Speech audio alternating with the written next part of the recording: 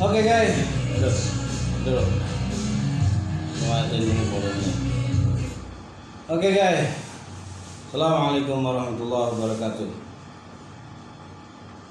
Ya, jangan lupa subscribe, share, bunyikan lonceng. Oke, tadi gue penasaran mesti gue mau nerusin. Yang pas ya. Gue menerusin tentang gue bikin part 2. Gema gak ya? Gue buka pintu ya, bentar.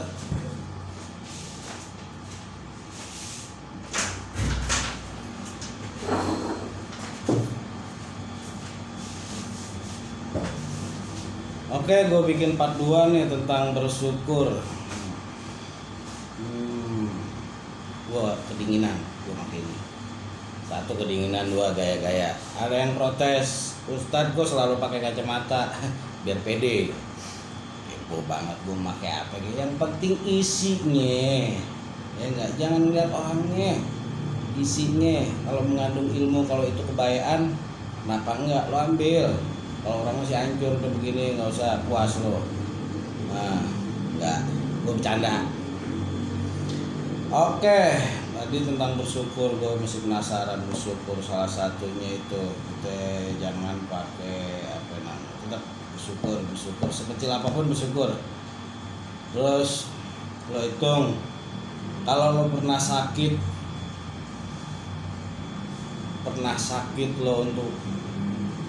lo pernah sakit pasti ngalamin sakit. Kalau nggak sakit lo Firaun. Lo pasti pernah ngalamin sakit lo berapa hari sih? Terus lo gerung-gerung, nangis-nangis, ya enggak apa namanya, ngeluh-ngeluh, aduh babi ada sakit begini. Sakit lo berapa hari sih? Berapa minggu? Berapa bulan? Berapa tahun? Ayo lo hitung. Sekarang oke, sakit paling lama tahunan, 2 tahun, 3 tahun. Udah hitung sehat lo dari mulai lo lahir. Ayo lo hitung lagi tuh tadi tuh, nikmat lo, sehat lo dari mulai lo trot lahir, oa-oa, sampai lo ngalamin sakit tahunan lah. Oke, kita hitung pahitnya 2 tahun, 3 tahun. Umur lo berapa? Gak usah pakai ngeluh, udah bersyukur. Dikasih sakit berarti lo bukan Firaun, udah bersyukur aja. Gak usah pakai ngeluh sakit ini sakit itu, adu usah. Udah lo bersyukur aja, bagus. Lo dikasih sakit berarti lo dikasih teguran sama Tuhan, disayang sama Tuhan, berbaik sangka udah sama Tuhan. Intinya berbaik sangka. Oh ini mungkin teguran, oh ini mungkin cobaan, oh ini ujian itu, oh mungkin ini teguran, gua harus lebih banyak lagi, banyak bersyukur sama Tuhan gitu udah. Oh bagus, berarti gua dikasih sakit, gua bukan Firaun gitu. Apa sih, pausin dulu nih. Bersyukur, emang kata bersyukur itu gampang di lidah diucapkan, tapi susah. Tapi paling kagak kita berusaha semaksimal mungkin. Begitu om-om, tante-tante, mbak-mbak, ibu-ibu, bapak-bapak. Ya enggak, lu bandingin lagi dari sehat lo dari mulai lahir. Ya enggak.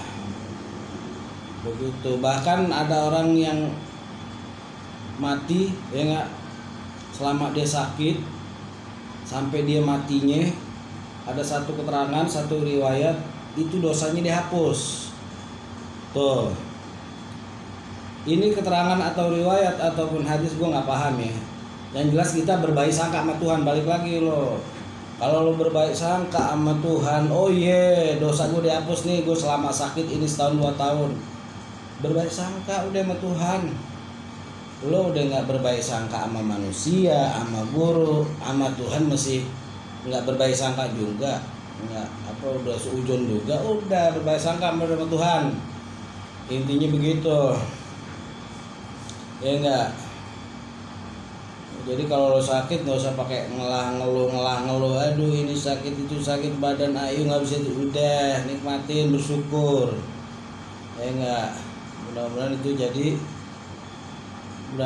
jadi lo mengurangi dosa lo, menghapus dosa-dosa lo. Bagus sakit. Kalau lo nggak pernah sakit lo jadi Firaun. Oh kok Tuhan begitu sih? Bla bla bla, itu udah sunatullah. Udah sunatullah. Udah yang baik cepet mati. Bagus, enak banget yang baik cepet mati. Ya enggak? Yang jahat lama banget matinya. Udah dikasih kesempatan. Sebenarnya intinya dikasih kesempatan sama Tuhan biar dia bertobat.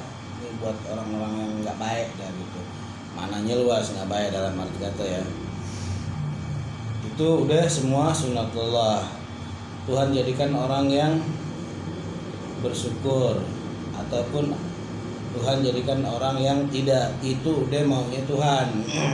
Makanya kita berdoa mudah-mudahan kita menjadi orang-orang yang bersyukur, menjadi golongan orang-orang yang bersyukur kepada Tuhan. Begonoh jadinya. Ya enggak.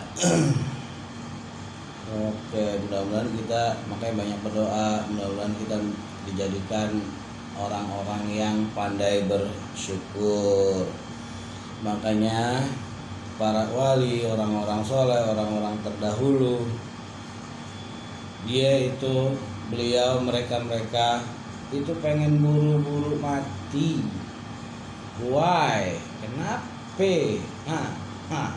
Itu kalau kita kelas-kelas menengah ke bawah ecek-ecek takut mati. Orang-orang begitu, orang-orang alim, orang soleh itu pengen buru-buru mati. Kenapa? Takut hatinya dibalikin sama Tuhan, takut keadaannya dibalikin sama Tuhan. Tuhan tuh maha membulak-balikan hati, maha membulak-balikan keadaan, nggak pandang bulu. Mau penjahat, mau jagoan, mau ustadz, mau kiai, mau tukang mabok, kayak nggak, mau preman. Kalau mau Tuhan balikin, kenapa enggak? Orang punya Tuhan kok, kuasanya Tuhan. Sempit banget kalau Tuhan umpamanya. Oh ya si ustadz ini udah pasti masuk surga. Oh ini penjahat nih, udah pasti masuk neraka. Enggak, itu pikiran kita. Kalau udah bicara Tuhan tuh beda cerita. Sebaliknya bisa, Tuhan bisa itu dibalikin keadaannya. Bisa gak? Bisa. Pemabuk bisa masuk surga, ustadz bisa masuk neraka. Kenapa enggak? Tuhan punya kuasa. Udah panjang tuh tentang itu, kalau saya tentang tauhid tuh. Ya enggak? Itu makanya para aulia, para sholihin, orang-orang soleh terdahulu dia pengen buru-buru mati, takut hatinya dibalikin sama Tuhan. Ya enggak?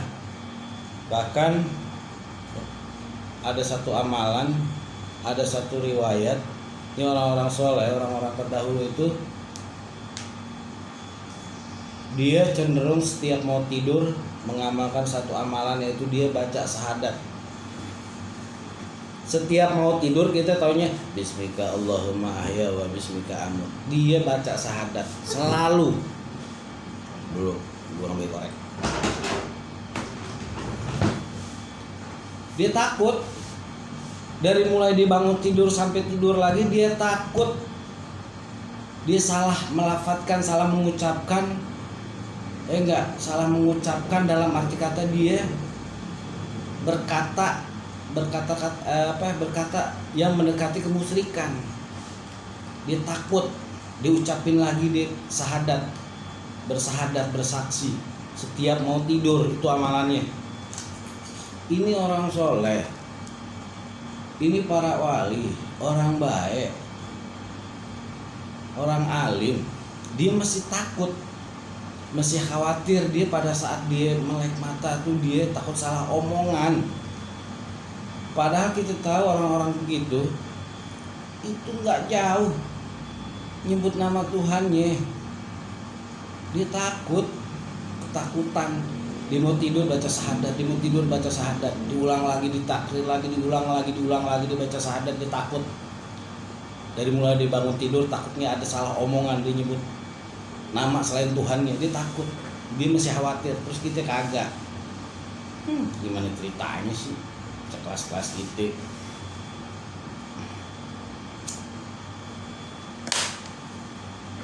Kalau itu amalan mudah udah, itu satu amalan tuh gue kasih bocoran atau sadat, kita bersaksi setiap mau tidur pun, kalau mati kita udah bersaksi, udah ngucapin syahadat lagi. Kita nggak tahu, apalagi kelas-kelas kita nih, kelas ecek-ecek ke bawah, sangat ke bawah, itu nggak jauh dari ngucapin selain nama Tuhan kita secara tidak sengaja maupun sengaja, pasti ada salah. Ini seorang ulama, seorang alim, seorang soleh aja dia takut, masa kita kagak? Itu kita harus lebih dari itu. Begitu malin tuh kecil emang nggak seberapa, udah baca syahadat begitu. Jadi satu amalan itu, dan itu emang udah kebiasaan orang-orang soleh, ya enggak. Karena takut ditakrir lagi, diucapin lagi, diulangin lagi syahadat, dia takut, khawatir. Kalau kita enggak kan, biasa gibahin orang, Tuhan digibahin, parah kan? Gitu. Jadi saudara-saudara, teman-teman, ada teman gue jadi rada cengak. Jadi begitu. Terus tentang tasawuf sufi, ada orang-orang yang sok sufi, sok tasawuf dengan merendahkan diri. Ini yang sok tahu nih, yang sok belaga, ngucapin diri dengan bahasa kasarnya. Ini enggak, kalau orang ahli tasawuf, ahli sufi, dia merendahkan diri, emang pangkatnya tinggi di hadapan Tuhan. Jangan, nggak bisa begitu.